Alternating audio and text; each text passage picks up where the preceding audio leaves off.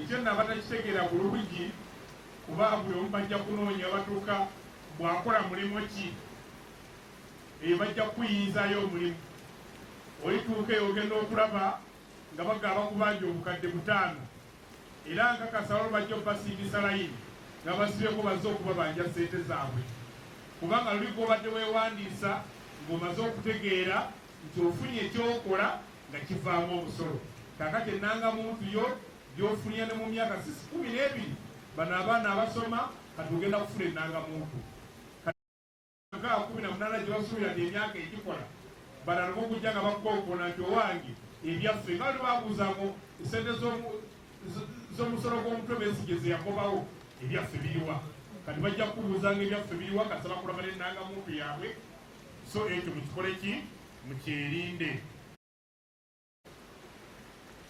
Bongeza omusolo ku bantu abakozi ba gavumenti oba abakozi abakola mu bitongole by'oyinza okugamba ebirifumu nga bagambye banaawanga omusolo gwa bitundu 4 ku buli 100 aba miliyoni 10 okudda waggulu.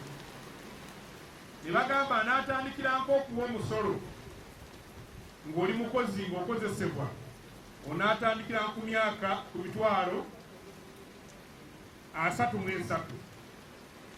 Feno mu PFF kyetulowooza ngu ezo sente zikyali waggulu nnyo eri omuntu omuwo. Ennyumba etegeerekekako ziraba mitwalo 18 okudda waggulu okujjako nga nammwe mutandisa zino ennyumba ez'okusula nga tuzigabana ate okubeerawo okulya entambula okwambula n'ebirala.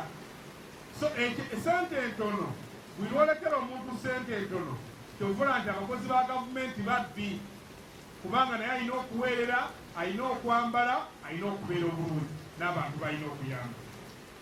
Bannaffe wali e Kenya bo okuwa omusolo omuntu atandika ku mitwalo omusolo gwa mitwalo 47.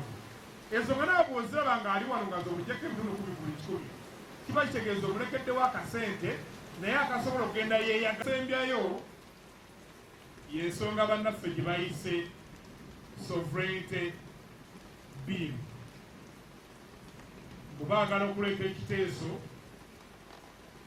bwekyogera ku bwetwaze ku bwetengereze bwa Uganda nga mu kyo kye bagenderera kwe kulaba nga basibira ddala ssente eziva ebweru okuyambako ebitongole bya nakyewa oba n'abo abalwana okulaba nga bavugisa gavumenti ya Museveni.